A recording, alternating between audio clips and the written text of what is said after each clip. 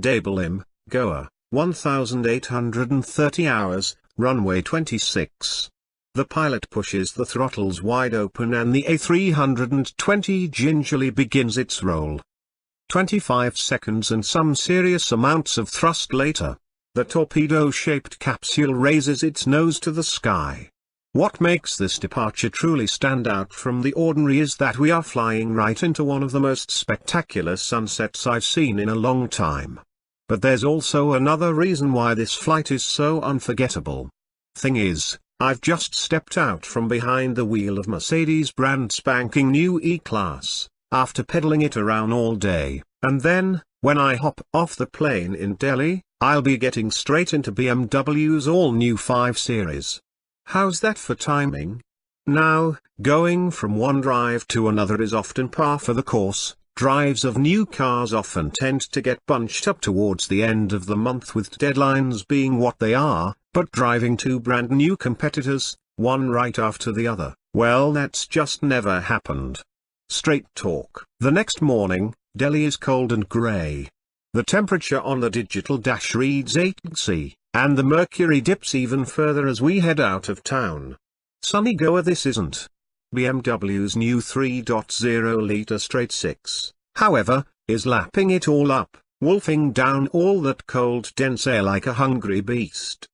I recently drove this car in Portugal, but here on the highway, the engine spinning at 3,000 revolutions per minute, the seamless manner in which it delivers its power, in one thick, wide stream, is just so addictive. I tuck in and go to full throttle every time I see a hint of an open stretch, and the power band is so wide and the response so linear, it feels like there's a controlled explosion going on under the bonnet, the wide rear wheels almost always fighting for traction. The new 5 really does have the ability to pin you in the back and keep you the dot. The engine basically pulls all the way from 1,600 to 5,200 revolutions per minute. And, like any well-tuned motor, the faster you spin it, the stronger it pulls. No sudden explosion of torque here, no sir. This engine also has a near 4,000 revolutions per minute power band, and that's as close as you can get to a petrol today. Yes, select Sport, hold on to a gear in manual, and it will pull all the way to 5,600 revolutions per minute, but after 5,300, progress slowly fades. The new B57 3.0 straight 6 is also much more refined. The mid-range is smooth, like the engine is gargling rubber bullets instead of ball bearings, and at low RPMs, it's much quieter too. How has BMW achieved this increase in performance and refinement? Well, for one, it has upped injection pressure to a huge 2,500 bar.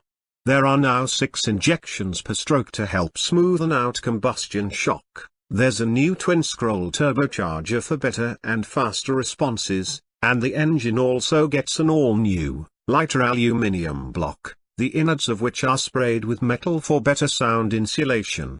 Still, BMW's new straight 6 isn't the epitome of refinement. Other large-capacity diesels from the competition are quieter still, and the B57 still has a bit of a grumble at low speeds and the typical BMW angry rattle when extended. If this engine has to be remembered for anything, when the epitaph of the diesel is finally written, it will have to be for the near-petrol-like manner in which it delivers the 265 horsepower and 0-100 kph in acclaimed 5.7 seconds. That's serious performance. Remember, however, that the 530D will be the top-spec engine in the Indian 5 Series lineup. Lower in the range will be 2 4-cylinder options, the 190 horsepower 520D diesel and the 252 horsepower 530i petrol. Round and about, the area in which the new 5 has improved the most over its predecessor, however, has to be the handling. Where the previous Gen 5 had positively soggy dynamics and a vague, uncommunicative steering, the new G30 returns to form. And how? Sure, The version that'll come to India won't have the rear wheel steering system, and ground clearance will be a bit more than the European car's 144mm, but this car still displays such an eagerness to take corners hard and fast, you can't help but give in. I luckily stumble upon the perfect road. Private and cordoned off, this piece of twisting and turning tarmac leads to an abandoned construction site. The road is well paved, wide, and has almost every type of corner. The best bit, almost no one uses it, so we have the playground to ourselves. The BMW gets its own back once you go up front. The larger front seats are more supportive and comfortable, their range of adjustment is wider, and finding the right driving position is so much easier.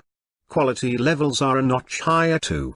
I looked and looked, but there are no poorly built bits here, everything is just built to a higher quality level, and, unlike the Merc's dash, the build quality is more solid too. There are no disagreeable squeaks, even when you prod the dash or thump it lightly with your fist.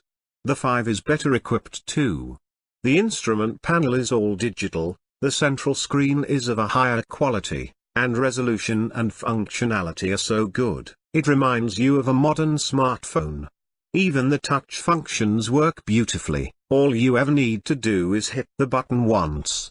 BMW's iDrive system is even simpler to use now, and passengers at the back get their own remote for the system too.